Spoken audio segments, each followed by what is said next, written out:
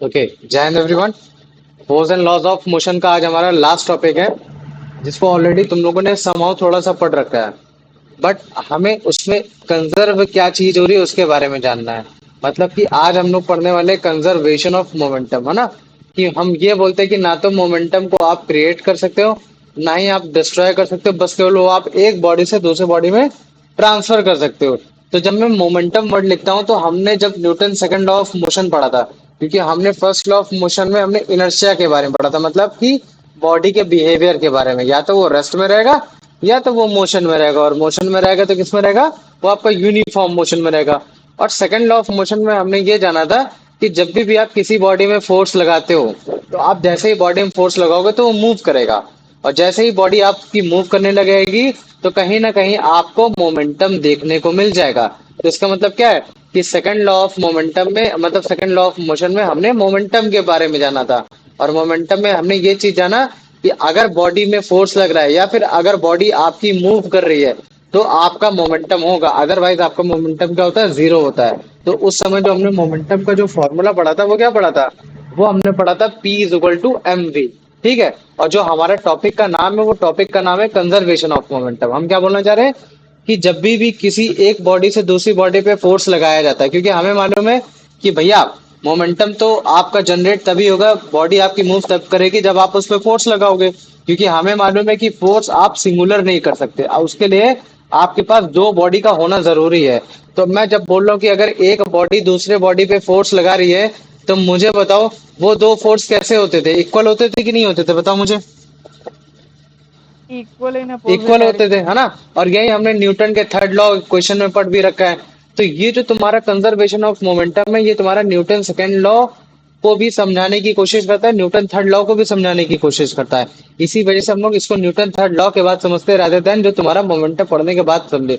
क्यों? क्योंकि जब तक आपको ये चीज नहीं मालूम होगा कि दो बॉडी जब आपस में फोर्स लगा रही है तो फोर्स अपोजिट डायरेक्शन में है और वो फोर्स एकदम इक्वल है ना। और उसके साथ साथ जो मतलब ये जो कंडीशन आ रही है, इसमें तुम्हारा जो मोमेंटम अगर कहीं चेंज हो रहा है, तो मोमेंटम को ना तो हम कहीं क्रिएट कर पा रहे ना तो डिस्ट्रॉय कर पा रहे। तो उस सेंस में हम बोलते हैं कि law of conservation of momentum बोलते हैं। इसको हम लोग एग्जाम्पल के साथ पढ़ेंगे तो हमको ज्यादा समझ में आएगा। ठीक है, बताओ इतना समझ में आ गया कि नहीं आ गया? हाँ हाँ भैया। भैया। आ गया। अच्छा सोचो, गेस करो। जैसे मान लो कि एक बॉडी है, ठीक है। ये बॉडी है, जितना मैंने अभी उसके हिसाब से बताया। मैंने बोला कि इस बॉडी का जो मोमेंटम था वो था तुम्हारा 5, क्या होगा मोमेंटम की, वो बताओ। KG metre, KG metre per second. हाँ केजी मीटर पर सेकंड है ना, very good, KG metre per second होगा।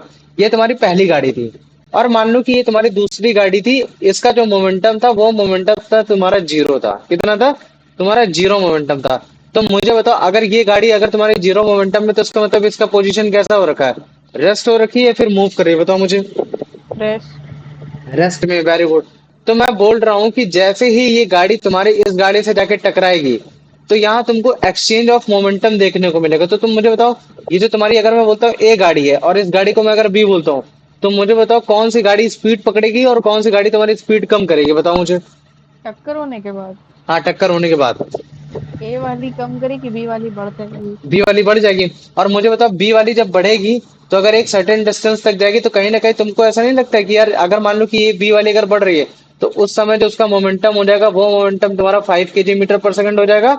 और वो जो तुम्हारा मतलब क्या कहते हैं, जो पहली वाली गाड़ी है, वो तुम्हारे रुकने के बाद उसका मोमेंटम तुम्हारा मतलब क्या कहते हैं कि वो तुम्हारा उसका मोमेंटम 0 kg/s हो जाएगा। बताओ मुझे इतना समझ में आया कि नहीं आया? हाँ भैया। भैया। है ना। तो इसी को कंजर्वेशन ऑफ मोमेंटम बोलते हैं, कि जिसमें बेसिकली क्या होता है कि जो आपका टोटल मोमेंटम होता है बिफोर कॉलिजन, है ना, कॉलिजन के बिफोर और कॉलिजन के बाद, मतलब आफ्टर कॉलिजन, इन दोनों ही केस में तुम्हारा जो मोमेंटम होता है वो आपका इक्वल होता है, ये चीज है। तो मुझे बताओ इतना समझ में आ गया कि नहीं आ गया? भैया। आ गया। तो इसकी जब तुम डेफिनेशन लिखोगे तो उसमें डेफिनेशन में तुम ऐसे ही बताओगे, when two or more body act upon each other. Act upon each other का मतलब समझे क्या हुआ, कि मतलब कि वो आपस में फोर्स लगा रही है। जब मैंने बोला एक्ट अपॉन ईच अदर, इसका मतलब वो फोर्स लगा रही है। तो जिसकी वजह से जो उनका टोटल मोमेंटम रहता है वो रिमेन कांस्टेंट रहता है। और टोटल मोमेंटम का मतलब क्या होता है कि जो तुम्हारा मोमेंटम बिफोर है और जो तुम्हारा मोमेंटम आफ्टर है। बिफोर और आफ्टर कैसे हमने चेक किया, कोलिजन के बाद चेक किया। वो तुम्हारा मतलब क्या कहते हैं, कांस्टेंट रहेगा, या फिर हम लोग उसको क्या बोल देंगे कि उसमें कोई भी चेंज नहीं आएगा या फिर वो इक्वल रहेगा। तो मुझे बताओ इतना समझ में आ गया कि नहीं आ गया? भैया। हाँ आ गया भैया। ना? तो इसका मतलब मैं ये कह सकता हूँ कि यार law of conservation of momentum के अकॉर्डिंगली कि यार एक बॉडी मोमेंटम गेन कर रही है और दूसरी बॉडी मोमेंटम लूज कर रही है, क्योंकि यही तो हो रहा था कि जो तुम्हारी पहली गाड़ी थी वो मोमेंटम लूज कर जा रही थी और जो तुम्हारी दूसरी गाड़ी थी वो तुम्हारी दूसरी गाड़ी तुम्हारी मोमेंटम को गेन कर रही थी। लेकिन जब मैं दोनों मोमेंटम को कैलकुलेट करता था तो दोनों मोमेंटम का जो तुम्हारा मतलब क्या कहते थे तो वो होता था, वो इक्वल आता था, उनका मतलब मैग्नीट्यूड उनका इक्वल आता था, है ना? यही तुम्हारा law of conservation of momentum होता है। तो मुझे बताओ इतना समझ में आ गया कि नहीं आ गया? हाँ भैया। आ गया ना? हाँ तो भैया। अगर मैं टोटल मोमेंटम की बात करता हूं तो तुम मुझे बताओ, क्या किसी भी केस में तुम्हारा टोटल मोमेंटम प्लस में जा रहा है? नहीं जा रहा है, क्योंकि टोटल मोमेंटम बिफोर और आफ्टर तुम्हारा क्या है? इक्वल है कि नहीं है? अब मुझे बताओ क्या किसी भी केस में तुम्हारा माइनस जा रहा है? नहीं जा रहा है, क्यों? क्योंकि आपका भैया मैग्नीट्यूड की जो वैल्यू पहले थी और जो आपके आफ्टर द कोलिजन की थी वो भी बराबर है। इसका मतलब क्या है कि मैं मोमेंटम को ना तो मैं क्रिएट कर सकता हूँ ना ही मैं डिस्ट्रॉय कर सकता हूँ, डिस्ट्रॉय। बस केवल मैं एक बॉडी से दूसरी बॉडी में ट्रांसफर कर सकता हूँ। तो मुझे बताओ इतना समझ में आ गया कि नहीं आ गया? भैया। आ गया ना? तो हाँ ये भैया। ये सेम फंडा अगर तुम ध्यान से देखने की कोशिश करोगे तो ये कहीं ना कहीं तुम्हारा Newton third law of motion को भी बारे में बताने की कोशिश कर रहा है कि every action has equal and opposite reaction. अगर मान लो कि अगर तुम इसको मतलब इतने एक्शन से फोर्स कर रहे हो, अगर जाना उतने एक्शन से फोर्स कर रहे हो तो उतने एक्शन से वो भी तुमको फोर्स कर रहा है, तो जिसकी वजह से आपका मोमेंटम जीरो हो गया और दूसरी वाली बॉडी का मोमेंटम बढ़ गया। तो इसमें ये कैसे न्यूटन थर्ड लॉ को असेस कर रहा है, कैसे तुम्हारे न्यूटन सेकंड लॉ को असेस कर रहा है, इसके बारे में अभी मैं तुम लोग को पढ़ाने की कोशिश करूंगा और अभी मैं प्रूफ भी कराऊंगा कि कैसे टोटल मोमेंटम तुम्हारा बिफोर और आफ्टर तुम्हारा कांस्टेंट हो रखा है। तो मुझे बताओ पहले इतना समझ में आ गया कि नहीं आ गया? भैया। आ गया। चलो अब स्टार्ट करते हैं। जैसे मान लो कि दो गाड़ी है ना? बिफोर कॉलिजन बनाते हैं। ठीक है, इस गाड़ी को मैं नाम देता हूँ ए, या फिर मान लो कि इसको गाड़ी का नाम ए ना देकर मैं इसका मास दे देता हूँ। क्या दे सकता हूँ? M1 दे सकता हूँ। दे सकता हूँ? बताओ मुझे। हम्म। दे सकता हूँ। और एक गाड़ी तुम्हारी कुछ ये वाली है ना, एक गाड़ी तुम्हारी ये, और मुझे बताओ फिर अगर मुझे इसको मास को कैटेगराइज करना होगा तो फिर मैं इसको किस मास से बोलूंगा? M2। M2 हो गया। अब मुझे बताओ अगर मैं बोल रहा हूँ कि ये बॉडी तुम्हारी दोनों बॉडी मूव कर रही है, मान लो कि दोनों बॉडी मूव कर रही है, ठीक है, इस बार रेस्ट की पोजीशन को नहीं, दोनों बॉडी मूव कर रही है, तो मुझे बताओ इसकी इनिशियल वेलोसिटी M1 की मैं U1 ले सकता हूँ? हम्म। ले सकता हूँ। और इसकी M2 की भी मैं U2 ले सकता हूँ? बताओ मुझे। हाँ। ले सकता हूँ ना? ये तुम्हारा बिफोर कॉलिजन का सिस्टम है। तो मुझे तो अगर मैं मान लूं कि बिफोर कॉलिजन का अगर मैं टोटल मोमेंटम गेन मतलब क्या कहते हैं बिफोर बिफोर कॉलिजन का अगर मैं मोमेंटम निकालता हूँ, टोटल मोमेंटम निकालता हूँ, तो मुझे तो पहली पहली बॉडी का मोमेंटम क्या होगा? M into U। M1 M into into U नहीं, U1। M1 U1। और मुझे तो दूसरी बॉडी का मोमेंटम कितना होगा? M2 into U2। हाँ, M2 + U2। चलो वेरी गुड, अब ये हो गया। अब देखो जैसे मान लो कि इनके बीच में टक्कर हुई, ये क्या हुई? अब इसके बीच में टक्कर हुई।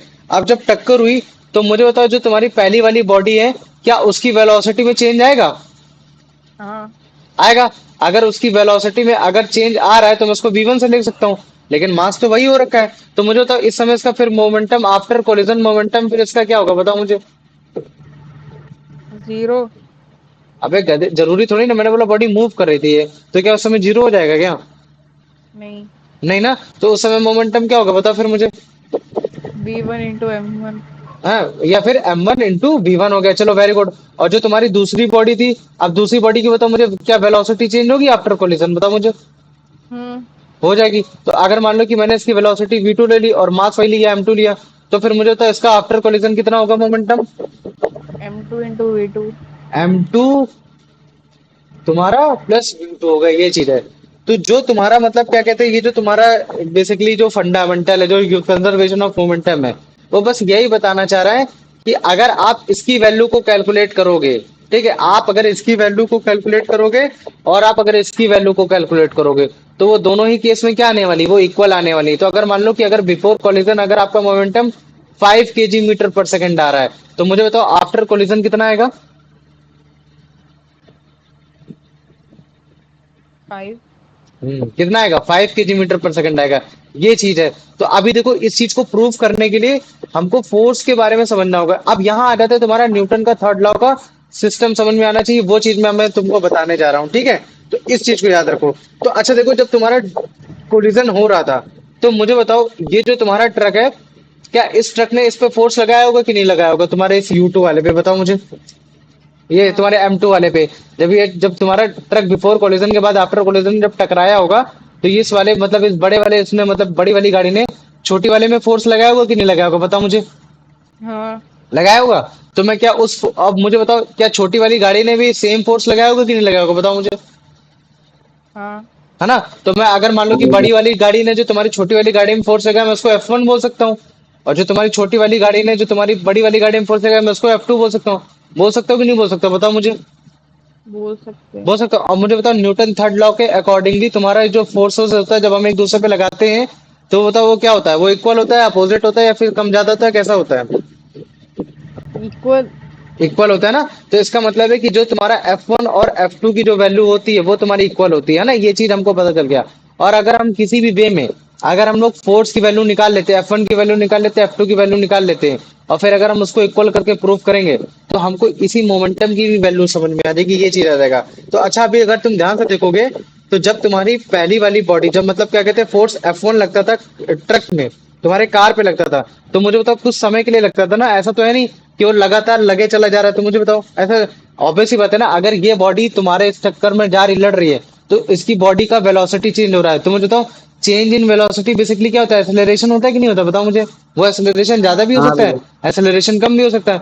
तो मैंने बोला कि अगर ये बड़ी वाली बॉडी अगर छोटी वाली को टक्कर मार रही है, तो कुछ समय के लिए मार रही है, और अगर कुछ समय के लिए मार रही है तो उसकी वेलोसिटी चेंज हो रही है। तो अगर उसकी वेलोसिटी चेंज हो रही है, तो उसका मतलब है कहीं ना कहीं उसका एक्सेलरेशन चेंज हो रहा है। तो मुझे बताओ, इतना समझ में आ गया कि नहीं आ गया। भैया। आ गया ना। तो जब मैं बोलता हूं कि तुम्हारे ट्रक की वजह से तुम्हारा कार में जो फोर्स लग रहा है, उसकी वजह से आपका एक्सेलरेशन चेंज हो रहा है, तो मैं एक्सेलरेशन किसका चेक करने की कोशिश कर रहा हूँ, कार का चेक करने की कोशिश कर रहा हूँ। तो इसका मतलब है कि पहले मैं एक्सेलरेशन किसका निकालूंगा, कार का निकालूंगा। तो मुझे तो एक्सेलरेशन ऑफ कार मेरा फिर क्या हो जाएगा, बताओ मुझे। एक्सेलरेशन ऑफ कार कितना हो जाएगा आफ्टर कोलिजन, बताओ। स्पीड चेंज हुई, जीरो। अभी की स्पीड कितनी है, बताओ। भैया जीरो। V2। अभी की स्पीड कितनी है, वेलोसिटी कितनी है कार की, V2 है। और V2। पहले कितनी थी, V1। U2। कार की ये है ना, ये कार है, ये तुम्हारा ट्रक है, ओके ओके। और ये तुम्हारा कार है। तो अभी तुम्हारी इसकी कितनी होगी, बताओ मुझे। U2 हो गई, ये U2। इनिशियल होगी, और यूट्यूब। ये तुम्हारा टाइम हो गया। तो इसका मतलब है कि जब तुम्हारे ट्रक ने कार को टक्कर मारी, कुछ समय के लिए मारी, तो जो वेलोसिटी में चेंज हुआ, वो तुम्हारा U2 से V2 हुआ। तो इसका मतलब है कि एक्सेलरेशन ने कार मतलब कार ने एक्सेलरेशन को पकड़ा, और वो एक्सेलरेशन कितना होगा, V2 minus U2 upon D. इतना समझ में आ गया कि नहीं आ गया, बताओ मुझे। भैया। आ गया। और मुझे बताओ कि अगर जैसे मान लो कार ने टक्कर मारी, कार ने एक्सेलरेशन पकड़ा, लेकिन तुम्हारा मतलब क्या कहते हैं, जो फोर्स एक्सर्ट किया, तो वो फोर्स को मैं बड़े ही आसानी से मतलब क्या कहते हैं, force equal to mass into acceleration, Newton second law of motion से निकाल सकता हूँ कि नहीं निकाल सकता हूँ, कि एक्चुअली में उसने कितना फोर्स लगाया होगा, बताओ मुझे। भैया। निकाल सकता हूँ। तो अगर मान लो कि ट्रक ने कार पे लगाए थे, तो उस समय में जो फोर्स ले रहा था वो F1 ले रहा था कि नहीं ले रहा था, बताओ मुझे। हाँ। ले रहा था ना। और जो तुम्हारा मास है, उसका मास क्या था, मुझे बताओ। किस गाड़ी पे फोर्स लगाया M मैंने, M1। किस गाड़ी पे फोर्स लगाया है, क्योंकि फोर्स हम ये देखो, जब भी हम फोर्स चेक करते हैं, तो हम मास दूसरे का लेते हैं ना। जैसे मान लो कि मैंने यश को धक्का दिया, तो जब मैं अपना फोर्स चेक करूंगा, तो मैं ये चेक करता हूँ कि मैंने किस बॉडी पे धक्का दिया था, उसका मास कितना था। तो इस केस में यहाँ जो मास हो रही है, वो किस मास की बात कर रहा है, बताओ मुझे। M2। M2 की बात कर रहा M2। है। और मुझे बताओ, एक्सेलरेशन किसका चेक किया जा रहा है, अपनी बॉडी का चेक किया जा रहा है या दूसरी बॉडी का चेक किया जा रहा है। दूसरी। दूसरी बॉडी का चेक किया जा रहा है। और मुझे बताओ, दूसरी बॉडी का एक्सेलरेशन क्या है तुम्हारा। A2 क्या है, V2 minus minus U2 two upon time. T। ये चीज है। तो इसका मतलब है कि जो पहली वाली बॉडी ने दूसरी वाली बॉडी पे जो फोर्स लगाया, वो एक्चुअली तुम्हारा ये फोर्स लगाता है, M2 × V2 minus U2 upon T. अब मुझे बताओ, इतना समझ में आ गया कि नहीं आ गया, कितना आया, भैया। आ गया। अब अच्छा देखो, अब आ जाओ F2 निकालने की कोशिश करते हो। तो मुझे बताओ, क्या फोर्स तुम्हारा मतलब क्या कहते हैं, जब तुम्हारा जब उसने टक्कर मारी आफ्टर कोलिजन, तो क्या मतलब तुम्हारे कार ने भी मतलब क्या कहते हैं, फोर्स नहीं लगाया होगा तुम्हारे ट्रक पे, लगाया होगा कि नहीं लगाया होगा, बताओ मुझे। हाँ। लगाया होगा। और जब तुम्हारा वहां कार ने टक्कर लगाई होगी, तो मुझे बताओ, क्या उसके एक्सेलरेशन में चेंज नहीं आया होगा ट्रक के, बताओ मुझे। आया होगा। आया होगा ना। तो अगर मान लो कि मैं ट्रक का एक्सेलरेशन अगर A1 ले लेता हूँ तो मुझे बताओ उसके एक्सेलरेशन में क्या चेंज आया बताओ।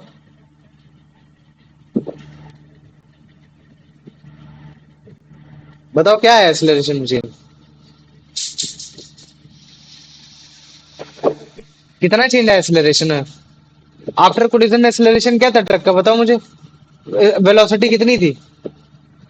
V1 V1 है और पहले कितनी थी, U1 U1। और ये टाइम हो गया। अब मुझे बताओ किसी अगर टाइम पीरियड लगाया होगा तो फोर्स भी तो लगाया होगा, पहली वाली बॉडी ने मतलब ट्रक कार वाली बॉडी ने ट्रक पे लगाया होगा। तो मैं बड़े आसानी से मैं फोर्स लगा सकता हूँ कि नहीं लगा सकता हूँ कि एक्चुअली ने इसने उसका कितना मोमेंटम रिड्यूस कराने की कोशिश की है। तो मुझे बताओ अगर मैं force equal to mass into acceleration बोल रहा हूँ और मैं ये चेक कर रहा हूँ कि तुम्हारे कार ने कितना मतलब फोर्स लगाया, तो मैं यहाँ इस समय किसका मास चेक कर रहा हूँ, तुम्हारा ट्रक का चेक कर रहा हूँ या फिर तुम्हारे कार का चेक कर रहा हूँ। कार का। नहीं, ट्रक का चेक कर रहा हूँ क्योंकि मेरे को ये चेक करना है कि कार ने तुम्हारा कितना ट्रक पे फोर्स लगाया है। तो इसका मतलब है कि अच्छा मैं मास किसका चेक करूंगा, ट्रक का चेक करूंगा। तो मुझे तो मास कितना होगा तुम्हारा फिर ट्रक का, M1 M1 होगा। और मुझे बता एक्सेलरेशन इसका कितना था, V1 V1 minus U1 upon T। Upon T. चलो वेरी गुड। अब मुझे बताओ जो तुम्हारा पहली वाली कार ने जो टक्कर मारा उसकी वजह से जो फोर्स था वो पॉजिटिव में था, वो चीज है। और जो तुम्हारी जो पहली वाली जो उसने जो मतलब मारा वो तुम्हारा फोर्स मतलब क्या कहते हैं उसके अपोजिट, तो उसकी स्पीड रिड्यूस किया। तो क्या मैं यहाँ बड़े आसानी से यहाँ माइनस का साइन लगा सकता हूँ नहीं लगा सकता हूँ बताओ मुझे, हम्म लगा सकता हूँ ना। तो अगर मान लो कि मैं इसको F1 equal to minus F2 लिखता हूँ, मुझे बताओ अगर मैंने F1 की वैल्यू ये निकाली थी तुम्हारी, ठीक है, ये निकाली थी और तुम्हारे F1 की वैल्यू जो थी वो तुम्हारी मतलब क्या कहते हैं ये वाली वैल्यू थी। तो मैं अगर टी को कैंसिल कर सकता हूँ या नहीं कर सकता हूँ बताओ मुझे, इस टी को टी से कर सकता हूँ इक्वल के साइन हम्म में, कर लिया मैंने। चलो ठीक है ये चीज है।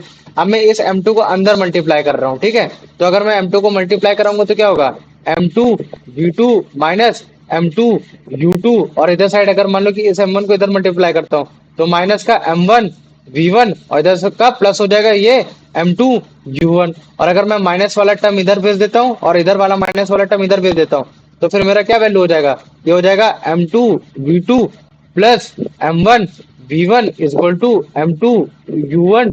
और तुम्हारा क्या कहते हैं M2 U2 हो जाएगा। तो मुझे बताओ इतना समझ में आ गया कि नहीं आ गया।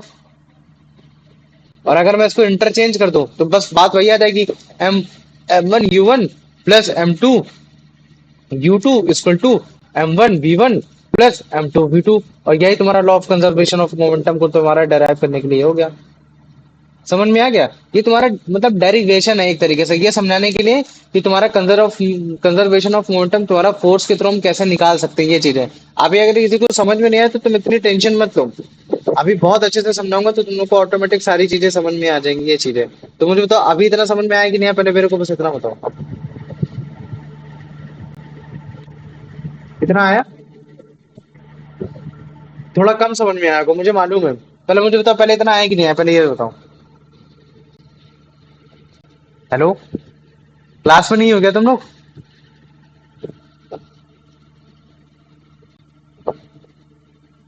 आ रहा है भैया। आ रहा है ना, चलो ठीक है। अभी देखो तुम लोग को दिखाते हैं, अब थोड़ा वीडियो दिखाते हैं क्योंकि डेरिवेशन मुझे लगा था थोड़ा सा तुम लोग के लिए टफ हो जाएगा, लेकिन कोई बात नहीं, सब आसान है। ठीक है, ठीक है। अभी तुम इस वीडियो को देखो, ऑटोमेटिक तुम समझ जाओगे। ठीक, ये वीडियो देखो, इसको देखो, तुम ध्यान से देखना। ये तुम्हारी रेड कार है, रेड कार्ड अगर मूव करे तो मुझे बताओ इसमें कहीं ना कहीं मोमेंटम है कि नहीं, बताओ मुझे। हाँ भैया है। और ये जब तुम्हारी टकरा रही है किस कार से टकरा रही है, ग्रे कार से टकरा रही है। यस। और उस ग्रे कार में तुम्हारा मोमेंटम है, नहीं है। नहीं है, मोमेंटम नहीं है। चलो वेरी गुड। तो मुझे बताओ जब तुम्हारा मोमेंटम नहीं था और जब तुम्हारी पिछले वाली गाड़ी उसने टकराई तो दूसरी वाली गाड़ी मूव की कि नहीं, ग्रे वाली कार मूव की कि नहीं की बताओ। जी। की ना। तो इसका मतलब है कि अब उसमें मोमेंटम आया कि नहीं आया, है। आ गया ना। और वो जो तुम्हारी पहली वाली जो कार थी उसमें मोमेंटम पहले से ज्यादा हुआ पहले से कम हुआ, कम हो गया कम। कम हो गया। तो इसका मतलब है कि एक का मोमेंटम बढ़ रहा है एक का मोमेंटम कम हो रहा है कि नहीं हो रहा, हाँ। हो रहा है ना। और जब हम इस मोमेंटम को चेक करते हैं तब हमको पता चलता है कि यार जब भी एक बॉडी दूसरे कार को हिट करती है अगर वो डिफरेंट डिफरेंट वेलोसिटी में होती है, जो उनका मोमेंटम का जो एक्सचेंजमेंट होता है, जो एक्सचेंज ऑफ मोमेंटम होता है, उसमें मोमेंटम कंजर्व होता है। ना तो मोमेंटम तुम्हारा एक्स से निकल कर आता है, ना तो तुम्हारा मोमेंटम कहीं से कम होता है। और इसी को हम लोग बोलते हैं कंजर्वेशन ऑफ मोमेंटम बोलते हैं। तो मुझे बताओ इतना समझ में आया कि नहीं आया? हाँ भैया। आ गया? यस, तुम्हें समझ में आया अभिषेक?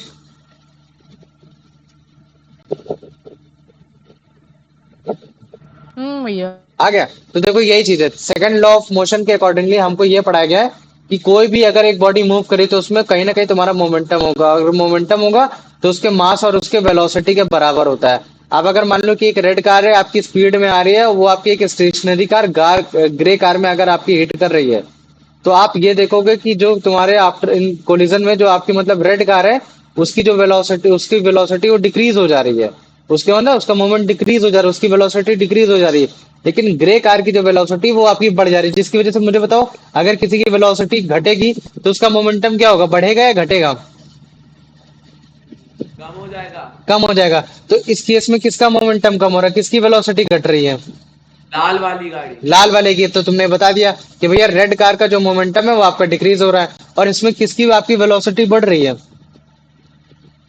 ग्रे। ग्रे वाली। तो इसका मतलब है कि उसका मोमेंटम क्या हो जाएगा, वो बढ़ जाएगा। तो हमको जब हमको ये पता चलेगा कि यार जो तुम्हारा मोमेंटम जो बढ़ा है ग्रे कार में, है ना, वो एक्चुअली में तुम्हारा जो रेड कार का जो मोमेंटम घटा है ना, वो उतना ही बढ़ा है। तो इसका मतलब है कि ना तो मोमेंटम तुम्हारा बढ़ा है, ना तो मोमेंटम घटा है। मतलब कि कहीं भी तुम्हारा मोमेंटम का लॉस नहीं हुआ है कोलिजन में, है ना। ये चीज बताओ इतना समझ में आ गया ना? हाँ भैया। तो इसका मतलब मैं क्या बोल सकता हूँ कि रेड कार ने जितना मोमेंटम लॉस किया, ग्रे कार ने उतना मोमेंटम क्या किया, गेन। गेन किया ना। और यही तुम्हारा law of conservation of momentum बताता है, ठीक है। तो इसमें यही है कि जब भी कोई एक बॉडी दूसरे बॉडी पे एक्ट करती है ना, एक्ट मतलब कि फोर्स लगाती है, तो जो उनका टोटल मोमेंटम होता है वो हमेशा कांस्टेंट होता है। क्योंकि तुम्हारी एक बॉडी जो तुम्हारी मोमेंटम होती है उसको गेन करती है, और जो दूसरी मोमेंटम होती है वो आपके मोमेंटम को लूज करती है। तो जिसकी वजह से जो आपका मोमेंटम का जो इक्वल अमाउंट होता है वो एकदम इक्वल होता है।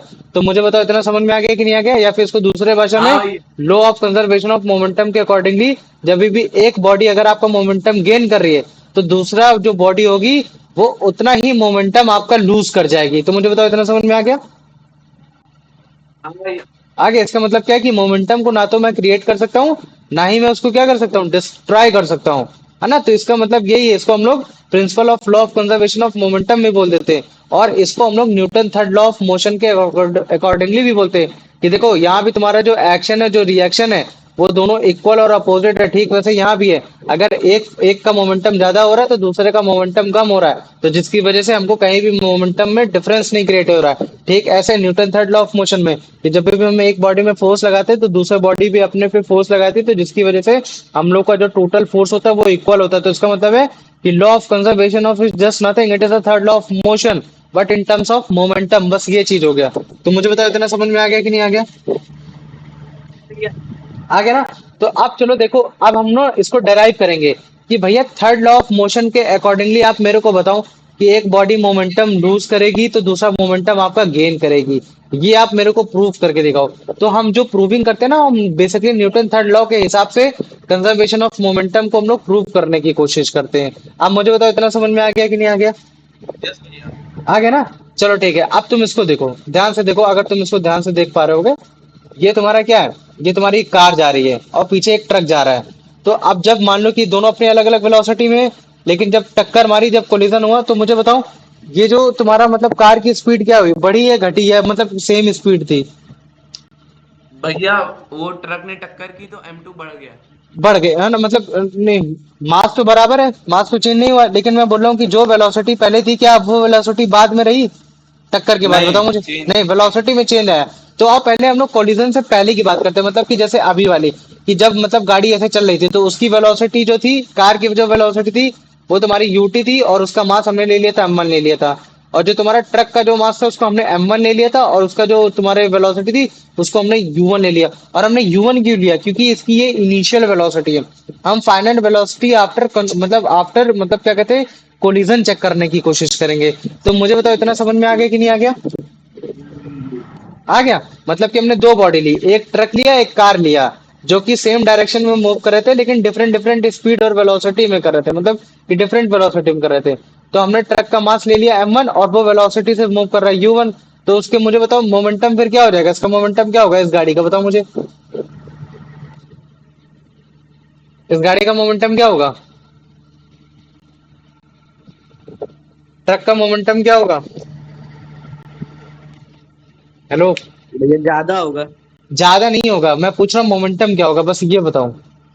मैंने कोलिजन बिफोर कोलिजन की बात की, मतलब अभी कोलिजन नहीं हुआ, तुम अपने मस्ती में चल रहे हो, हम अपनी मस्ती में चल रहे हैं।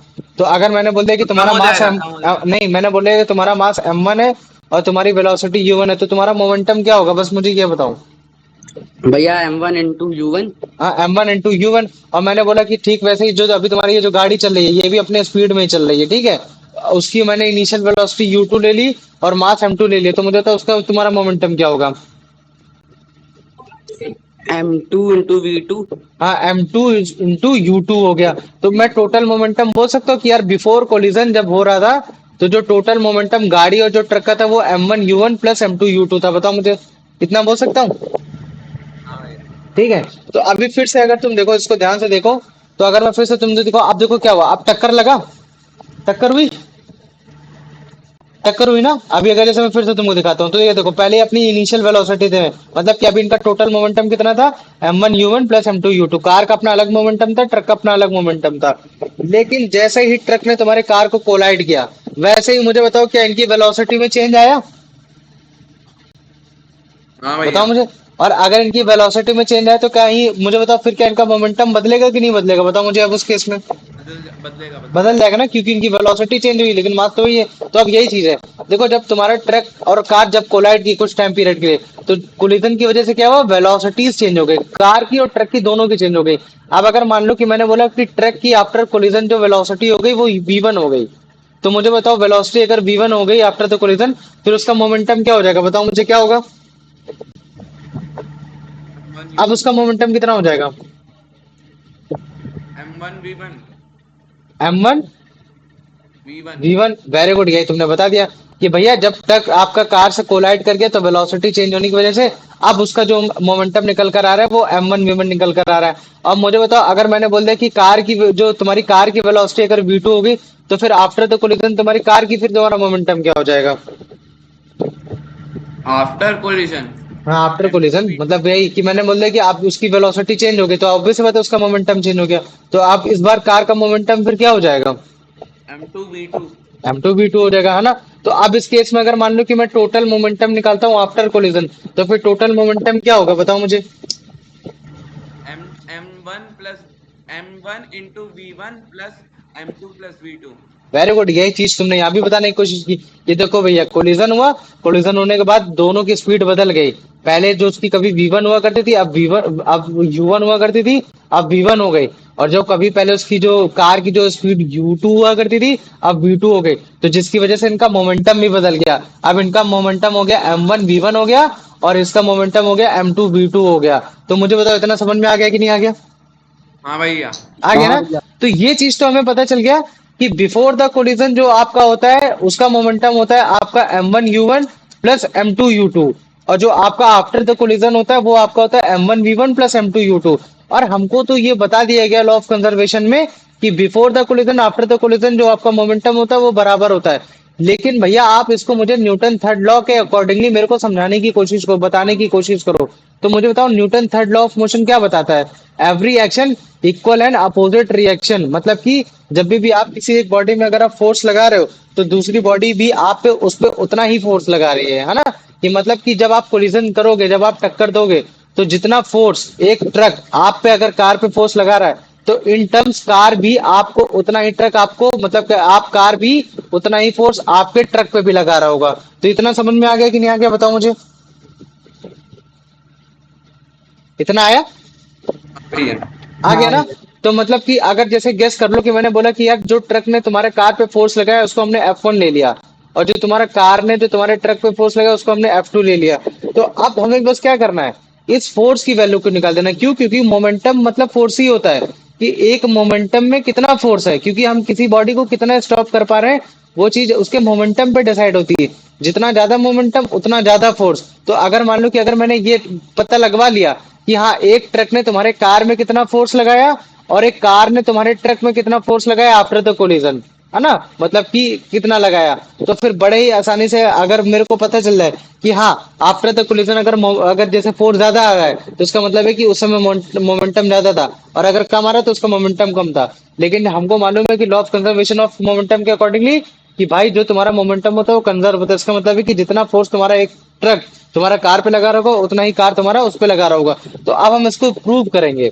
हम बेसिकली कैसे प्रूव करेंगे, इस F1 और F2 की वैल्यू को निकालेंगे। तो मुझे बताओ इतना समझ में आ गया, पहले इतना बताओ, इतना आ गया, हाँ भैया।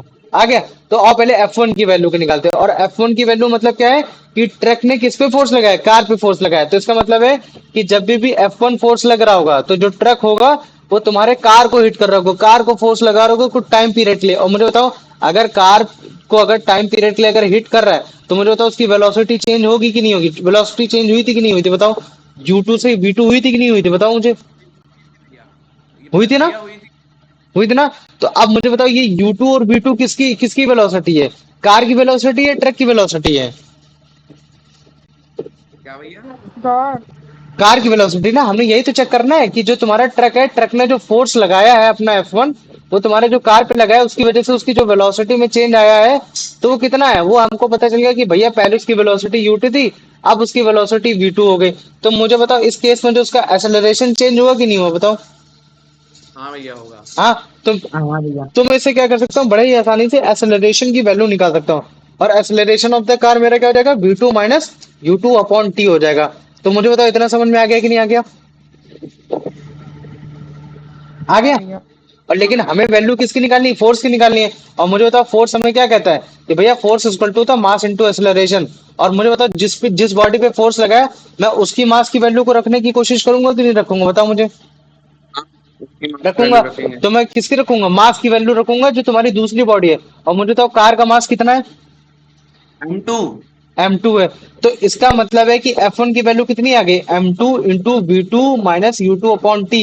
इसका मतलब है कि जो तुम्हारे ट्रक ने कार पे जो टक्कर मारी है वो बेसिकली तुम्हारे इतने फोर्स के बराबर है। अब मुझे बताओ इतना समझ में आ गया कि नहीं आ गया, यस भैया।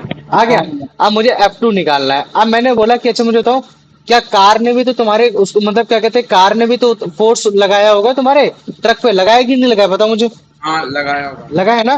तो अगर मैं ये बोलता हूँ जो तुम्हारी कार ने जो तुम्हारे फोर्स पे ट्रक लगाया टी टाइम के लिए, अगर मैं उसको F2 बोल दूं तो मुझे बताओ जो फोर्स लगाने की वजह से क्या ट्रक की तुम्हारी वेलोसिटी चेंज हुई थी,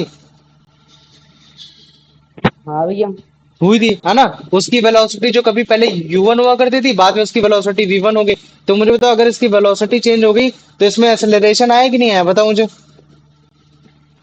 आया। हाँ आ भैया। गया। आया। तो हम एक्सेलरेशन किसका चेक करें, ट्रक का चेंज करें, क्यों, क्योंकि इसकी वेलोसिटी चेंज हुई। तो मुझे तो एक्सेलरेशन ऑफ ट्रक को मैं क्या मतलब A2 से लिख सकता हूँ, A2 हाँ A2 से लिखूंगा बताओ, लिख सकते हैं। बताओ यश। हाँ लिख सकते हैं भैया। नहीं नहीं भैया, लिख सकते A1 हैं, से लिखेंगे, A2 तो है ना। कार का है। हाँ A2 तुम्हारे कार का है, एक्सेलरेशन हम जब ट्रक का चेक कर रहे हैं तो उसको A1 लिखेंगे, क्यों, क्योंकि हमने कार का A2 पहले से ही ले लिया है। तो हम A1 लिखेंगे। तो A1 इसको तो हमारा क्या हो जाएगा, V1 minus U1 upon T. अब मुझे बताओ पहले इतना समझ में आ गया कि नहीं आ गया, यस भैया। आ गया। अब लेकिन हमें तो फोर्स निकालना है, हमें क्या निकालना है, हमें तो फोर्स निकालना है। और हमें मालूम है कि force equal to mass into acceleration होता है। और हमें ये चेक करना है कि एक कार ने तुम्हारे ट्रक में कितना फोर्स लगाया। तो मुझे बताओ मैं किसका मास कितना फोर्स लगाया, तो उसकी वजह से जो मैं मास की वैल्यू रखूंगा वो किसकी रखूंगा, ट्रक की रखूंगा या कार की ट्रक रखूंगा, की ट्रक की ट्रक की फोर्स तो ट्रक रखूंगा। की का है। तो मुझे बताओ मास उसका ट्रक का कितना था, मास ट्रक का F M1 था M1। M1 था। तो इसका मतलब बड़े आसानी से मैंने निकाल दिया, F2 की वैल्यू निकाली, M1 into V1 minus upon T. इसका मतलब क्या चीज है कि कार ने तुम्हारे जो ट्रक में जो फोर्स लगाया वो तुम्हारे इतने फोर्स के वो तुम्हारे इक्वल था। तो मुझे बताओ इतना समझ में आ गया कि नहीं आ गया, हाँ भैया। आ गया। अब मेरे पास F1 भी आ गया, मेरे पास F2 भी आ गया। अब मुझे बताओ Newton third law of motion क्या बोलता है, Newton third law of motion every every action has action an is has equal and equal and opposite opposite reaction. reaction. Every action equal and opposite reaction होता है, ये चीज very good, ये सब हमने पता कर लिया। तो हमें पता है कि जो ट्रक ने जो आपने एक्शन दिया, ठीक वैसे ही आपका कार ने भी आप पर रिएक्शन दिया। क्या दिया? कार ने भी आप पर रिएक्शन दिया। लेकिन अगर आप ध्यान से देखोगे तो ये जो आपका जो एक्शन और जो रिएक्शन हो रहा है वो अपोजिट तो हो रहा है, फोर्स जो है वो अपोजिट हो रहा है, लेकिन जो डायरेक्शन ऑफ मूवमेंट है वो कैसा है? वो सेम इन डायरेक्शन है। तो जिसकी वजह से क्या मैं यहाँ माइनस का साइन ले सकता हूँ? हाँ ले सकता हूँ। तो मैं F1 की वैल्यू रख देता हूँ और F2 की वैल्यू रख देता हूँ। तो मैंने F1 की वैल्यू क्या रखी कि तुम्हारे एक ट्रक ने कार पे कितना फोर्स लगाया था। तो कार पे फोर्स लगाया तो पहले कार का मतलब मैं चेक करूंगा कि भाई कार का मतलब मास कितना है, और फिर उसका कितना एक्सेलरेशन चेंज हुआ था। तो एक्सेलरेशन चेंज हमने ये लिख दिया था, यही तुम्हारे फोर्स के इक्वल होता है। समझ में आ गया ना? क्या हाँ भैया। भैया। है ना? ठीक ऐसे मैं F2 की वैल्यू रख दूंगा। F2 की वैल्यू मतलब कि तुम्हारे कार ने तुम्हारे ट्रक पे कितना मतलब कितना फोर्स लगाया। तो अगर ट्रक पे अगर फोर्स लगाया तो वो तुम्हारा मतलब पहले ट्रक का मास लिखूंगा, फिर ट्रक में कितना एक्सेलरेशन चेंज हुआ तो मैंने वो लिख दिया। अब मुझे तो इतना समझ में आ गया कि नहीं आ गया? हाँ भैया। हाँ भैया। आ गया। अब मुझे बताओ क्या मैं इस डिनोमिनेटर से टी को मैं कैंसिल कर सकता हूँ? टी और टी। हाँ भैया, कर सकता हूँ। क्योंकि तो मैंने इधर टी साइड जाके और टी को मैंने मल्टीप्लाई कैंसिल हो कर दिया। जाएगा। तो अब अगर मान लो कि अगर टी और टी को मैं कैंसिल कर दूंगा तो मेरे पास ये बचेगा कि नहीं बचेगा ऊपर? बताओ मेरे पास ये M2 V2 minus U2 equal to minus का M1 V1 माइनस U1 आ गया। हाँ भैया। आ गया। बाद में अगर मान लो कि मैं इसी M2 को अंदर मल्टीप्लाई कराता हूँ लेफ्ट हैंड साइड, तो पहले क्या आएगा? M2 माइनस V2 आएगा और अंदर माइनस का साइन है तो माइनस आ जाएगा, M2 माइनस U2 आ जाएगा। आप मुझे बताओ इतना समझ में आ गया? यस भैया। आ हाँ गया। भैया। ठीक वैसे इस M1 को मैं इस ब्रैकेट के अंदर जब मल्टीप्लाई कराऊंगा तो इधर माइनस का साइन है तो M1 माइनस V1 हो गया।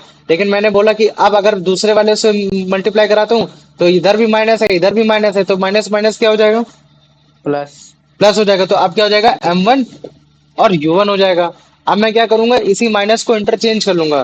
तो जब मैं माइनस को इंटरचेंज करूंगा तो लेफ्ट हैंड साइड में तुम्हारा M2V2 प्लस M1V1 और इधर साइड तुम्हारा M2U2 प्लस M1U1। तो ये तुम्हारा देखने में थोड़ा सा खराब लग रहा है। क्यों लग रहा है? क्योंकि ये जो तुम्हारा मोमेंटम है तुम्हारा आफ्टर कोलिजन है और ये जो मोमेंटम है तुम्हारा बिफोर कोलिजन है। तो हम इसको थोड़ा सा इंटरचेंज कर ले रहे हैं। तो अब तुम्हारा इंटरचेंज करने में ज्यादा सही है। ये तुम्हारा ये जो टोटल मोमेंटम है ये तुम्हारा बिफोर कोलिजन बता रहा है और ये जो तुम्हारा मोमेंटम है ये तुम्हारा आफ्टर कोलिजन बता रहा है। तो अब अगर तुम इसको ध्यान से देखोगे तो ये जो तुम्हारा जो मोमेंटम है ये जो M1 और U1 जो रिप्रेजेंट कर रहा है ये तुम्हारा टोटल रिप्रेजेंटेंट तुम्हारा टोटल मोमेंटम रिप्रेजेंट कर रहा है जब तुम्हारा कार और ट्रक बिफोर कोलिजन का बता रहा है। और ये जो तुम्हारा M1 और जो V1 है ये तुम्हारा रिप्रेजेंट कर रहा है कि जब तुम्हारा कार और ट्रक का मोमेंटम जब तुम्हारा आफ्टर कोलिजन हो गया है। तो जब भी अगर तुम इसको तुम ध्यान से देखोगे तो तुम्हारा क्या देखने को मिला कि यार ये जो मोमेंटम है ये दोनों इक्वल है। मतलब कि मोमेंटम बिफोर कोलिजन और मोमेंटम आफ्टर कोलिजन दोनों ही सेम है, अलग अलग नहीं है। ये चीज है। तो मुझे बताओ इतना समझ में आ गया कि नहीं आ गया? हाँ भैया। आ गया ना? हाँ तो इसका मतलब मैं क्या कह सकता हूँ कि भाई जो भी तुम्हारा दो बॉडीज का जो टोटल मोमेंटम होगा बिफोर और आफ्टर कोलिजन वो क्या होगा? वो इक्वल। इक्वल होगा। और अगर मान लो कि इक्वल नहीं बोलना होगा तो कांस्टेंट, अगर कांस्टेंट नहीं बोलना होगा तो मैं उसको सेम भी बोल सकता हूँ। तो मुझे बताओ इतना समझ में आ गया कि नहीं आ गया? हाँ भैया। है हाँ ना? भैया। या फिर मैं उसको कांस्टेंट भी बोल सकता हूँ या फिर कंजर्व भी बोल सकता हूँ। और कंजर्व बोलने की वजह से उसको हम लोग क्या बोल सकते हैं कि यही तुम्हारा law of conservation of momentum है। तो law of conservation of momentum को प्रूव करने के लिए हम लोग basically Newton third law of motion का सहारा लेने की कोशिश करते हैं, है ना? कि उसको बस हम ले फोर्स के थ्रू समझाने की कोशिश करते हैं कि देखो फोर्स तुम्हारा उधर भी लगा है फोर्स इधर भी लगा है और फोर्स को लगाने की वजह से उसका मोमेंटम चेंज हुआ इसका मोमेंटम चेंज हुआ, लेकिन जब मैंने उनकी वैल्यूज निकाली तो दोनों का मोमेंटम सेम ही था। तो इसका मतलब है कि जब भी एक बॉडी दूसरे बॉडी से टकराती है या फिर कुछ भी अगर फोर्स लगता है एक दूसरी बॉडी पे तो जो मोमेंटम होता है वो कंजर्व्ड होता है, वो तुम्हारा हमेशा वही रहेगा, तुम्हारा कभी भी चेंज नहीं होगा, बस केवल एक बॉडी से दूसरी बॉडी में ट्रांसफर हो जाएगा। ये चीज है। तो मुझे बताओ इतना समझ में आ गया? यस भैया। हाँ भैया। आ गया। चलो वेरी गुड। आ जाओ अब इसका आंसर बताओ यश। The definition of momentum as stated in the text, the product of mass and velocity. Option B. Very good. आ जाओ इसका आंसर बताओ Anand. In the car explosion, collision example, what happens to the momentum of the red car and the grey car? The red car momentum increase, the grey car, nahin, the grey car momentum increase, the red car momentum decrease. Grey car का momentum decrease increase हो गया था, red car का momentum decrease हो गया था। ये चीज है क्योंकि ग्रे कार तुम्हारी उसमें रेस्ट पोजीशन में थी। ये चीज है। चलो आ जाओ, ये जो भी है मतलब जो भी टक्कर मारते हैं तो स्पीड डिफरेंस होता है, ये होता है। चलो इसका आंसर बताओ अभिषेक। What? What is अच्छा the Abhishek. law of conservation of momentum? Momentum is always created or destroyed. The total momentum in initial body change continuously. The momentum of initial body remain constant, provide no external force acting. Momentum is product of force and acceleration.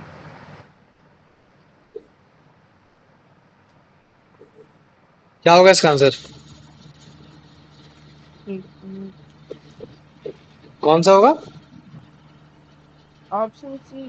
Option C, very good. आ जाओ, अब इसका answer बताओ यश। When one body gains momentum in an interact interaction, must what must happen to another body in that system?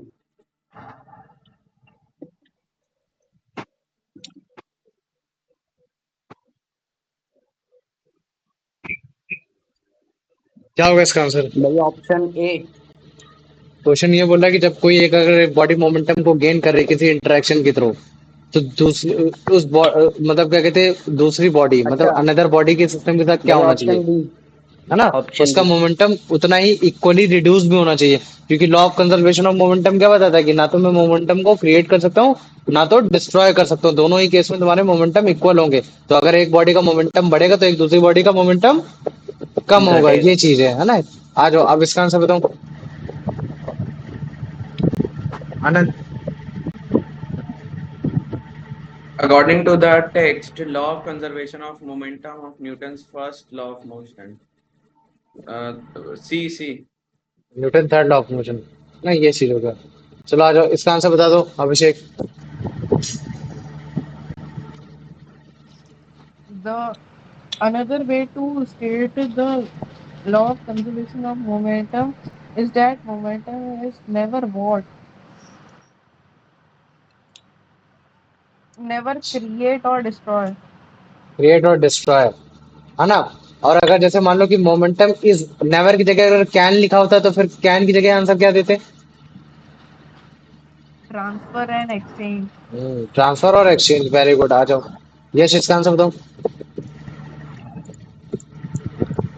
The text concludes that there is no loss of momentum in the collision. What principle does this illustrate?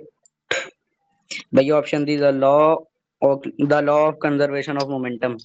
Very good. और अगर जैसे मान लो कि मैं ये बोल देता कि there is no loss of force between the interaction of body, then what principle or what laws of the Newton has been explained? क्या भैया? मैंने बोला कि when there is no loss of force between the interaction of the body, what law is illustrated among the three laws of Newton's? अगर कोई भी force भैया law, second. हाँ सेकंड। नहीं, मैं बोल रहा हूँ थर्ड। कि हाँ थर्ड, क्योंकि मैंने बोला क्या, मैंने क्वेश्चन बोला तो मैंने बोला था कि अगर कोई भी फोर्स लॉस मतलब कोई भी फोर्स लॉस नहीं हो रहा है किसी भी बॉडी में इंटरेक्ट करने की वजह से, तो मुझे बताओ कि वो कौन सा प्रिंसिपल है, कौन सा न्यूटन का थर्ड लॉ है? तो न्यूटन का थर्ड लॉ यही बताता है कि आपका फोर्स जो होता है वो हमेशा इक्वल होता है, ये चीज है ना? आ जाओ, अब इसका आंसर बताओ Anand. In the described collision, if the red car loses 10 units of momentum, what's happened to the gray car? It gains 10 units of momentum. Very good. आ जाओ, अब इसका आंसर बताऊं। Based on the text and diagram, what is the total momentum of the system, truck and car, before the collision? Before collision, या फिर ऐसे ही मान लो कि अगर मैं बिफोर कॉलिजन की बात करूं तो इसका मतलब है कि मैं उसकी इनिशियल वेलोसिटी उसमें चेक करूंगा। तो ट्रक का मास अलग लेना पड़ेगा, कार का मास अलग लेना पड़ेगा, उनकी वेलोसिटीज जो होगी वो अलग अलग लेनी पड़ेंगी, लेकिन वो जो वेलोसिटी होगी इनिशियल वेलोसिटी होगी। और अगर इनिशियल वेलोसिटी को अगर मैं यू से रिप्रेजेंट करता हूँ तो उसके हिसाब से मेरा जो टोटल मोमेंटम होगा, तो इन चारों में से मैं कौन सा सही होगा फिर? Option C. Option C, very good. आ जाओ यश, इसका आंसर बताओ बेटा।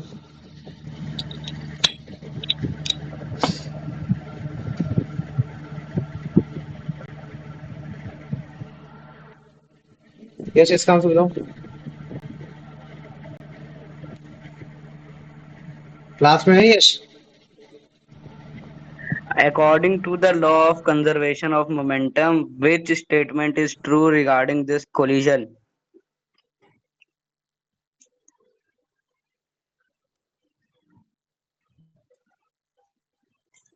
भैया ऑप्शन सी। सही है ना? कि law of conservation of momentum के अकॉर्डिंगली जब भी कोलिजन होगा तो जो आपका जो मोमेंटम होगा बिफोर कोलिजन और जो आपका मोमेंटम होगा आफ्टर कोलिजन वो क्या होगा? वो आपका इक्वल होगा। वेरी गुड, है ना? ठीक है, इक्वल होगा।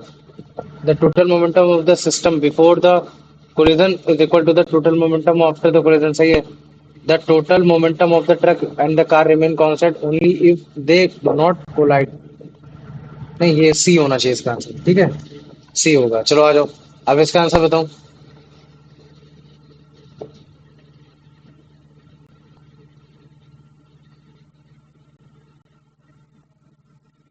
पढ़ो आनंद।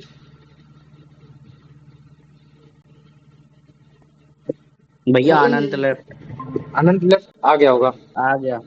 आनंद पढ़ो बेटा।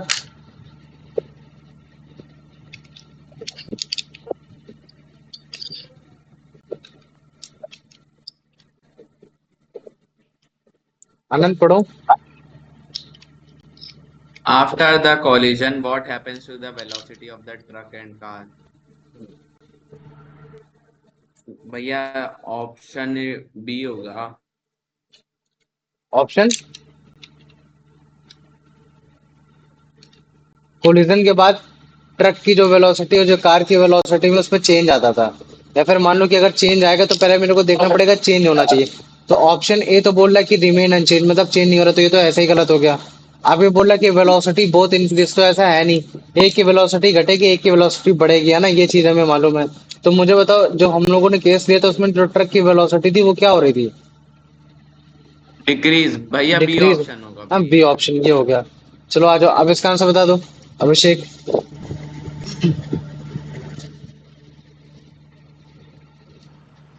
Based on the text, what is the action force of the collision? मतलब कि जो कोलिजन हो रहा था ट्रक और कार के बीच में हो रहा था, उसमें जो एक्शन फोर्स था वो क्या था? Option A. ऑप्शन है ना? तुम्हारा जो ट्रक कार पे लगा रहा था उस फोर्स को हम लोग क्या बोले थे? F1 बोल रहे थे। ये चीज है। आ जाओ, अब इसका आंसर बताओ।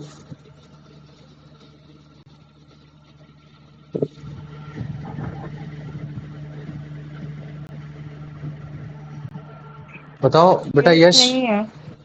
यश नहीं है? चलो कोई बात नहीं, तुम बताओ आनंद। According to the Newton's third law of motion, what is the relationship between F1 and F2?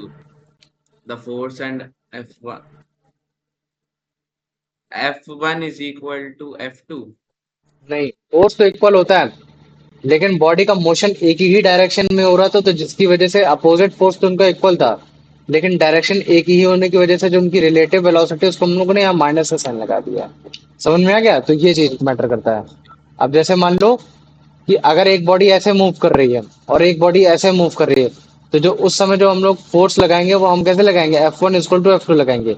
लेकिन अगर एक जगह बॉडी ऐसे मूव करी, इधर भी ऐसे बॉडी मूव करी, तो जो समय फोर्स होगा वो क्या होगा? F1 इक्वल टू माइनस का F2 होगा। समझ में आ गया? ये चीज ओके भैया। है ना? ये है। लेकिन दोनों ही केस में तुम्हारा मोमेंटम की वैल्यू सेम आएगी। ये चीज है। ठीक है, आ जाओ, अब इसको बताओ। लाइन वाइज बताते रहो, बार बार नाम ना लेना पड़े। अभिषेक। अरे माइक बंद था बोल रहा था। What does the final derived equation m1 u1 plus m2 u2 Option B. Option Law B. of very good. conservation of ah momentum. जाओ, अब बताओ तुम। आनंद। भैया मैं यश आ गया about क्या? the acceleration of the car A2 calculated from its initial and final F2 velocity over a period of time. भैया question ये बोल रहा है कि तुम्हारा गाड़ी का एक्सेलरेशन क्या होगा, कार का एक्सेलरेशन क्या होगा? अगर मैं उसको ए टू से रिप्रेजेंट करता हूँ, उसकी इनिशियल वेलोसिटी यूटी थी, और फाइनल वेलोसिटी v2 थी कुछ टाइम पीरियड के बाद। तो मुझे बताओ उसका फिर एक्सेलरेशन कैसे कैलकुलेट करोगे? a2 is equal to v2 minus u2 by t. हाँ ना, ऑप्शन सी ये चीज है। तो एकदम सही बताया, तो थोड़ा ध्यान देना इस चीज पे। आप पढ़ो जरा इस क्वेश्चन को, बताओ। Based Based on on the the text. text, मैं पढ़ूँ कि ये? हाँ, पढ़ कोई भी पढ़ ले, सेम ही क्वेश्चन है, आ पढ़ चुका है ले। तो। Based on जल्दी the जल्दी text, पढ़ो। what is the action force in the collision? Option A. Option है आ गया, यश आ गया। आ गया। हाँ भैया। ठीक है, अब तुम लोग शांत रहना। यश अगला आंसर बताओ बेटा। According to Newton's third law of motion, what is the relationship between the forces F1 and F2? भैया option C, F1 is equal to minus F2 because चलो ठीक है, वेरी गुड। F2 अगला is in आंसर बताओ। opposite direction. अगला answer बताओ।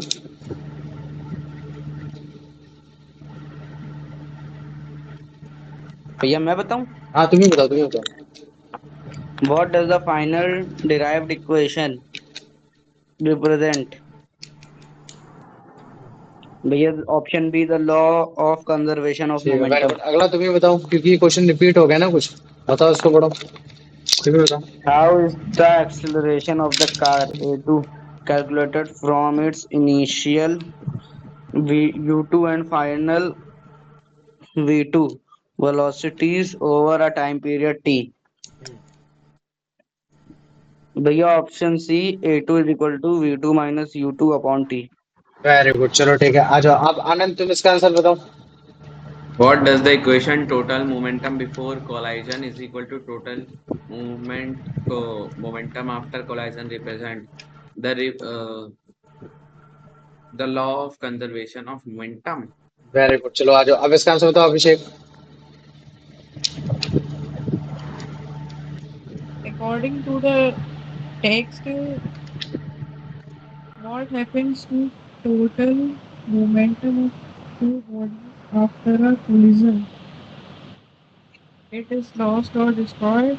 It remains constant. Option B. Option B है ना, वो कंजर्व है ये चीज। जो अगला आंसर तुम ही बताओ। The term M1 plus M2 and M1 plus V1 plus M2 V2 represent what respectively? Total momentum of collision. Option B. कि कितना टोटल मोमेंटम है बिफोर कोलिजन और आफ्टर कोलिजन, ये चीज हो गया। तो याद रख लो, कंजर्व ऑफ मोमेंटम तुम्हारा फोर्स से ही रिलेटेड है, न्यूटन थर्ड लॉ से एक्सप्रेस कर रहे हैं। तो इसका मतलब है जहां जहां तुम्हारा न्यूटन का थर्ड लॉ आ रहा होगा, वहां वहां तुम्हारा मतलब क्या कहते हैं, तुम्हारा law of conservation of momentum भी आ रहा होगा। जैसे मान लो कि ये चीज है ना, अगर जैसे तुम इसको देखोगे, तो जो तुम्हारा रॉकेट है, जेट एयरप्लेन है, ये सारे तुम्हारे एक्शन और रिएक्शन पे बेस्ड हो रखे हैं। और अगर एक्शन और रिएक्शन पे बेस्ड हो रखे हैं, तो इनका मतलब है कि इनमें भी law of conservation of momentum क्या होगा, सेम होगा। जैसे मान लो कि मैं बोलता हूँ कि रॉकेट जो तुम्हारा बर्न कर रहा है हाई वेलोसिटी से, जो ब्लास्ट दे रहा है हॉट गियर से, क्यों? क्योंकि इसके इनसाइड जो केमिकल है वो बर्न हो रहा है। और फिर यही जो गैसेस है ये सब है, ये किसी एक नोजल से निकल कर जा रही है, और वो तुम्हारा डाउनवर्ड डायरेक्शन में जा रही है विद ट्रेमेंडस स्पीड, काफी तेज वेलोसिटी में। तो अब मान लो कि इतनी तेज वेलोसिटी में जा रही है, तो मुझे बताओ उसकी फिर मोमेंटम क्या हो जाएगा, ज्यादा हो जाएगा कि नहीं हो जाएगा, बताओ मुझे। हाँ भैया। है ना? और अगर उसका मोमेंटम ज्यादा हो जाएगा, तो इसका मतलब है समाउ उसका फोर्स भी ज्यादा होगा। तो अगर उसका फोर्स, डाउनवर्ड फोर्स ज्यादा है, तो अपवर्ड फोर्स भी ज्यादा होगा। तो अपवर्ड फोर्स भी उसको ज्यादा करना पड़ेगा बैलेंस करने के लिए। तो फिर वो बैलेंस करेगा, थ्रू द गैसेस करने की कोशिश करेगा। और अगर उसको ऐसे कंपेरेटिवली करेगा, तो जो तुम्हारा गैस, जो मास ऑफ गैस है, वो तो कंपेरेटिवली स्मॉल है, लेकिन जो उनकी गैस की जो वेलोसिटी काफी ज्यादा आई है, तो जिसकी वजह से उनका मोमेंटम आई है। और जैसे ही वो तुम्हारा फोर्स उसका हाई हो जाएगा, क्योंकि मोमेंटम हाई हो जाएगा, तो लॉ ऑफ कंजर्वेशन के अकॉर्डिंगली तुम्हारा रिएक्शन हाई होगा। तो रिएक्शन जब हाई होगा, तो तुम्हारा रॉकेट भी हाई वेलोसिटी से ऊपर जाता है। तो यहाँ भी तुम्हारा लॉ ऑफ कंजर्वेशन ऑफ तुम्हारा मोमेंटम ही देखने को मिला है। एक बार फिर से दिखाता हूँ, ये देखो, ये क्या है तुम्हारा, गैस बनी, हॉट एयर निकली। तो तुम्हारा जो गैस का जो पार्टिकल का मास है वो तो कम है, लेकिन वेलोसिटी इतनी तेज हो गई कि उसका मोमेंटम बहुत तेज हो गया। और मुझे बताओ, अगर मोमेंटम अगर तेज हो गया रिएक्शन साइड में, एक्शन साइड में, तो रिएक्शन साइड में भी तुम्हारा मोमेंटम तेज होना चाहिए। क्योंकि अगर तुम्हारा मोमेंटम तेज नहीं हुआ, क्योंकि यहाँ बॉडी कोलिजन नहीं कर रही है, अपोजिट फोर्स में जा रही है ना। अगर बॉडी कोलिजन कर रही थी, तब जरूर हो सकता था कि उसका मतलब कम होना चाहिए। लेकिन यहाँ बॉडी अपोजिट फोर्स में जा रही है, इसका मतलब है कि अगर अपोजिट डायरेक्शन में जा रही है तो इस केस में तुम्हारा दोनों तरफ से मतलब क्या कहते हैं मोमेंटम हाई होना चाहिए। तो जितना मोमेंटम तुम्हारा इधर साइड से आएगा उतना मोमेंटम तुम्हारा उधर साइड से भी आना था, तो जिसकी वजह से तुमको रॉकेट का भी मोमेंटम काफी तेज तुमको देखने को मिलता है। और यही सेम फंडामेंटल तुम्हारा मतलब क्या कहते हैं ये जेट एयरप्लेन्स में भी तुमको देखने को मिलता है। क्या जेट एयरप्लेन में भी जो गैस होती है वो तुम्हारे कंबशन के थ्रू मतलब क्या कहते हैं पीछे बैकवर्ड डायरेक्शन में जाती है। और हमारा जो गैस का जो कोलिजन है वो तो तुम्हारा और किसी से हो नहीं रहा है। लेकिन हमें यह मालूम है कि अगर वो तेज स्पीड्स में जा रही है तो उनका मोमेंटम बहुत तेज हो गया, गैस का स्पीड का मतलब बहुत ज्यादा हो गया। तो अगर उनका मोमेंटम तेज हो गया तो वो अगर वो मतलब निकल रही किसी बॉडी से निकल रही तो अपोजिट डायरेक्शन में जब जाएगी तो उसका भी मोमेंटम तेज होना पड़ेगा। तो जिसकी वजह से इक्वल मोमेंटम करने की वजह से जो तुम्हारा जेट एयरप्लेन है वो भी तुम्हारा ग्रेटर स्पीड में ही दौड़ता है। तो मुझे बताओ इतना समझ में आ गया कि नहीं आ गया? यस हाँ भैया। भैया। आ गया। भैया। चलो आ गया। अब मुझे बताओ इसका आंसर बताओ अभिषेक। What principle do both jet airplanes and rockets use to propel themselves forward? Law of conservation of energy. Option C. Option C, very good. आ जाओ अभिषेक इसका आंसर बताओ। ओ सॉरी वो Yash. In a rocket, what is the source of the momentum that pushes the rocket upwards? भैया option C. Option C है ना, चलो very good. आ जाओ अब इसका आंसर बताओ आनंद। According to the text, why can a jet airplane or a rocket move forward with great speed even though the backward rushing gases have such a smaller mass? The gases have a very high velocity resulting in very high momentum. ना, क्या होगा इसका answer? भैया सी C B C है B ना। B B B, हाँ B होगा। चलो आ जाओ अब इसका आंसर बता दो यश, तुम बताओ। How is momentum conserved in the operation of a jet or rocket? भैया option C. The forward momentum gained by the vehicle is equal and opposite to the backward momentum of very the good है ना। approaching तो देखो gases. Same fundamental हम यही third law of motion तुम्हारा recoiling of gun में भी use कर सकते हैं। तो अगर जैसे मान लो कि तुम्हारी गन है, ठीक है, इसको अगर जैसे मान लो कि तुम्हारी गन है और इस गन में देखो जब तुम्हारी बुलेट फायर हो रही है उससे पहले रेस्ट पोजीशन में है। तो मुझे तो अगर रेस्ट पोजीशन में है तो उस समय जो इनिशियल मोमेंटम है तुम्हारा बुलेट का क्या होगा और जो तुम्हारा गन का है बताओ क्या है? भैया भैया वो जीरो। जीरो है। क्यों? क्योंकि तुम्हारी बॉडी मूव भी नहीं कर रही है।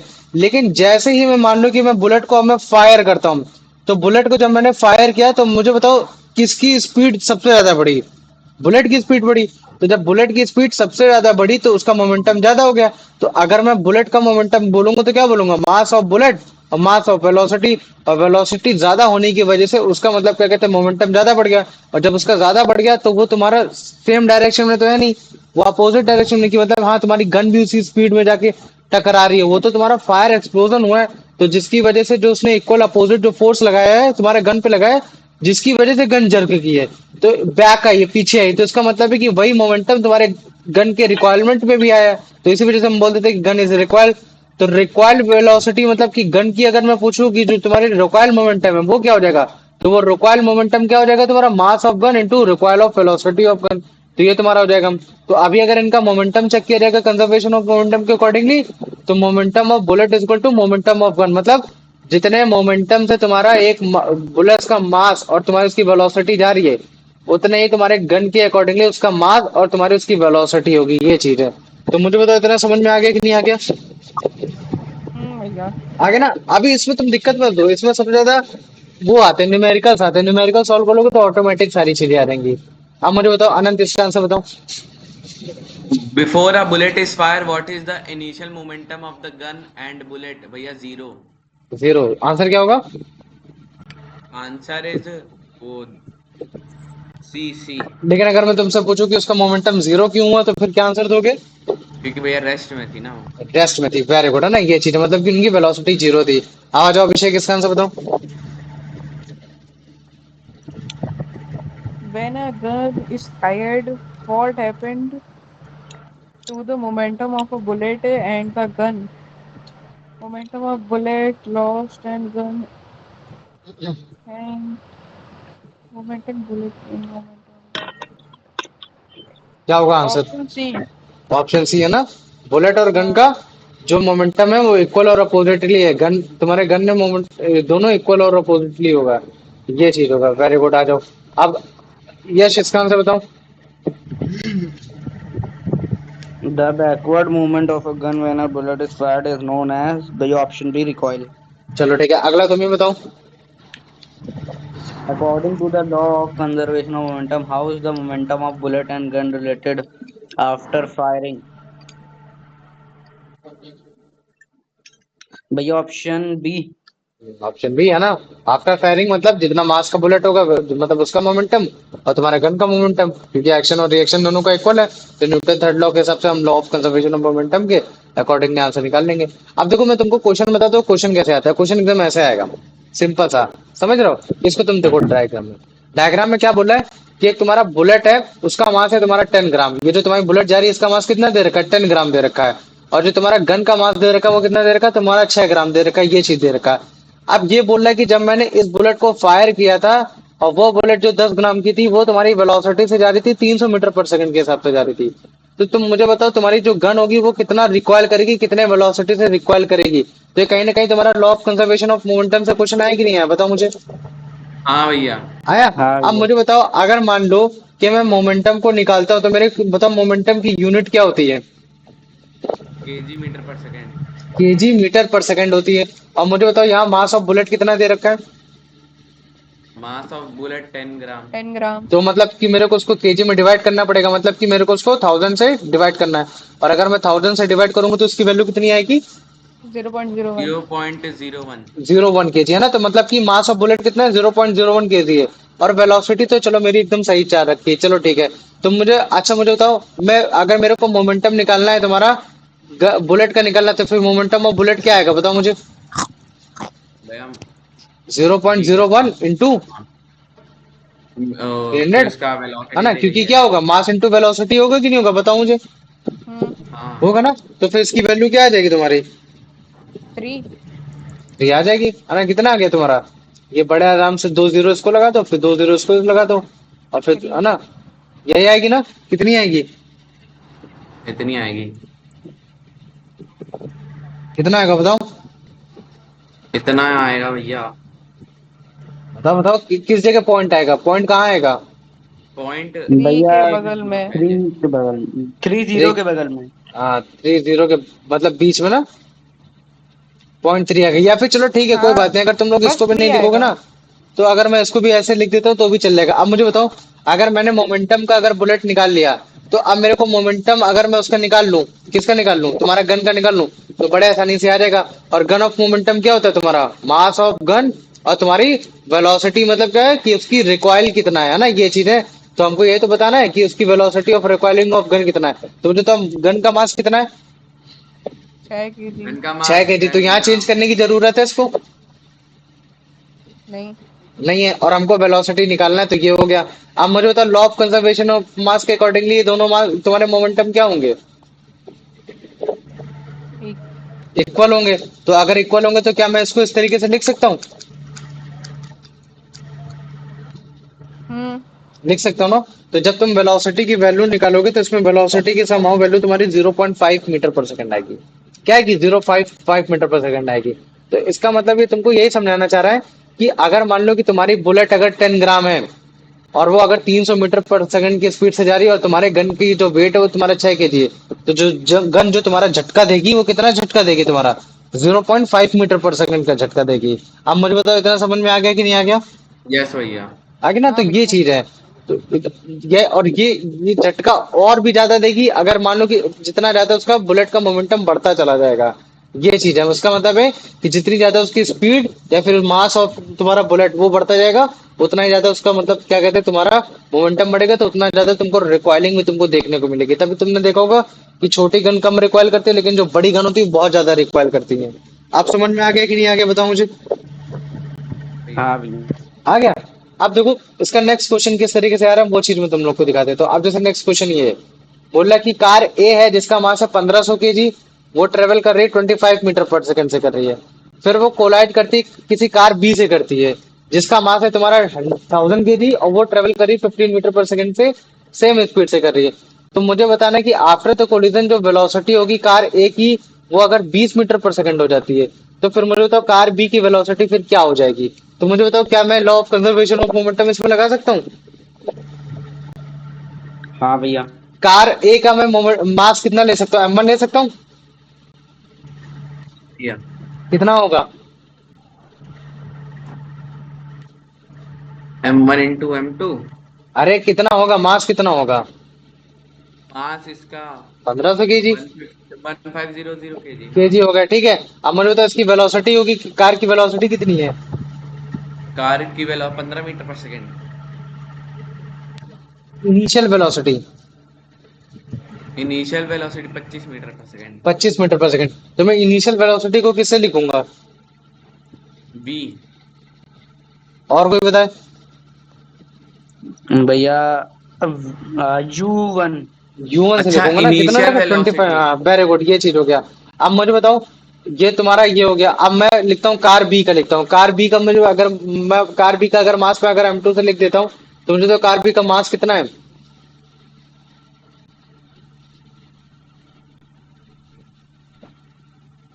कार बी का मास तुम्हारा 1000 केजी है कि नहीं, ये बताओ मुझे। दिख रहा है ना ये 1000 केजी है। और वो मुझे बताओ वो कितने वेलोसिटी से चल रही है। कितने वेलोसिटी से चल रही है बताओ। 20 मीटर पर। वेलोसिटी 20 मीटर पर सेकंड से चल रही है, वो तुम्हारे 15 मीटर पर सेकंड से चल रही है। मतलब कि ये जो 15 मीटर यहाँ दे रखा है, मुझे बताओ ये क्या दे रखा है। ये उसकी इनिशियल वेलोसिटी है, फाइनल वेलोसिटी है। Initial initial. Velocity. Initial velocity. और अगर इनिशियल वेलोसिटी तो मैं इसको किस चीज से लिख सकता हूँ। U2। U2 से लिख सकता हूँ। U2 हमने कितना लिख दिया, 15 मीटर पर सेकंड है। तो मैं बड़े ही आसानी से मतलब क्या कहते हैं बिफोर कॉलिजन का मोमेंटम निकाल सकता हूँ कि नहीं निकाल सकता, बताओ टोटल मोमेंटम। हाँ। निकाल हाँ सकता भैया। हूँ ना। तो अगर तुम ध्यान से अगर तुम देखोगे बिफोर कोलिजन का अगर मोमेंटम मैं निकालूं, तो कितना होगा। पहले तो तुम इसको मल्टीप्लाई कराओगे, और जब तुम इसको मल्टीप्लाई कराओगे तो जो इसकी वैल्यू जो आएगी टोटल वो समथिंग मतलब क्या कहते हैं प्रति प्रति मतलब तुम्हारी लगभग लगभग 30,000 आ जाएगी। कितनी आ जाएगी, 30,000 आ जाएगी। और जब तुम इसका मोमेंटम निकालोगे, तो इसकी मोमेंटम की जो वैल्यू आएगी वो तुम्हारी समथिंग आएगी, तुम्हारे मतलब क्या कहते हैं 10,000 आएगी। कितनी आएगी, 15,000 सॉरी। कितनी आएगी, नहीं नहीं नहीं, ये कितना आ रही तुम्हारा मोमेंटम ऑफ कार ए। 1500 × 25 कितना होता है। 15 25 कितना होता है तुम्हारा। ये 3750 है ना। कितना, 357000 ये चीज इतना आ रहा है। और तुम्हारा इसका कितना आएगा, 15,000 आएगा। आएगा कि नहीं आएगा बताओ मुझे। हाँ। आएगा। तो मतलब बिफोर कॉलिजन अगर मैं मोमेंटम अगर इनका पूरा कैलकुलेट करूं, तो टोटल बस केवल मेरे को उसको ऐड कर देना है। तो ऐड करने में जो उसकी टोटल वैल्यू आ रही है वो कितनी आ रही है, वो तुम्हारी आ रही है 5200 इतनी आ रही है। इतना आ गया समझ में। यस भैया। आ हाँ। गया। अब आफ्टर कोलिजन, अब मुझे बताओ अगर आफ्टर कोलिजन लिख रहा हूं तो मुझे बताओ क्या मास बदल जाएगा। हाँ हाँ, मास M2 हो जाएगा। मास M2 हो जाएगा, लेकिन मास की क्या वैल्यू बदल जाएगी। भैया M2 नहीं होगा, M2 तो बिफोर कोलिजन का मास है। हाँ बिफोर, नहीं, वो तुम्हारा M1 और M2 कभी नहीं बदलने वाला। अगर मैंने बोला कि जो तुम्हारा कार ए है उसका जो मास है वो हमेशा उतना ही रहेगा, मतलब M1 की भी वैल्यू कितनी ही रहेगी, तुम्हारी 1500 ही रहेगी। और जो M2 की जो वैल्यू रहेगी वो कितनी रहेगी, वो तुम्हारी उतनी ही रहेगी। कितनी, तुम्हारी 1000 ही की थी। बस उनकी वेलोसिटी में अंतर आ जाएगा, बस ये है। तो ये बोल रहा है कि आफ्टर द कोलिजन कार ए की वेलोसिटी होगी 20 मीटर पर सेकंड। तो मुझे बताओ ये जो तुम्हारी ये जो फाइनल वेलोसिटी, फिर फाइनल वेलोसिटी किसको लिखूंगा मैं। भैया final V2। Velocity. Final V1। Velocity को v से लिखते हैं, और v के साथ 1 आएगा कि 2 आएगा वो इस चीज पे मैटर करता है कि कार कौन सी है। और यहाँ कार कौन सी दिख रखी है,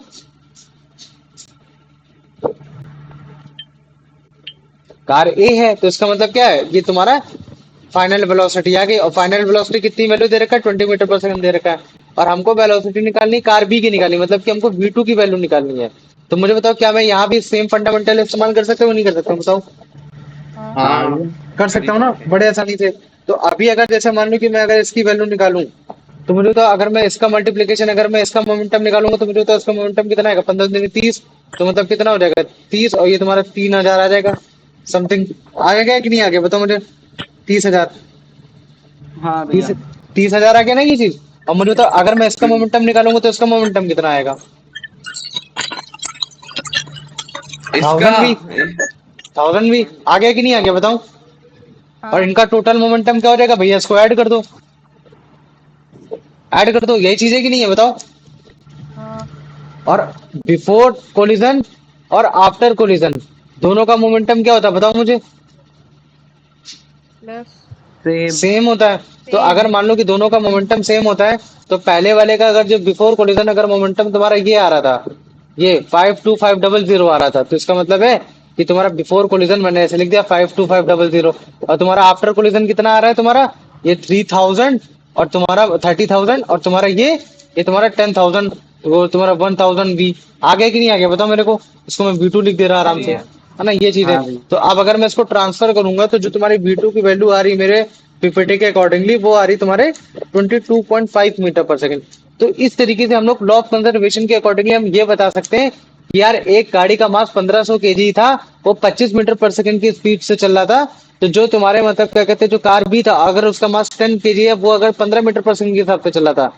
तो जब कोलिजन हुआ था, तब हमने देखा था कि जो कार ए है वो तुम्हारे 20 मीटर पर सेकंड की स्पीड से हो गई थी।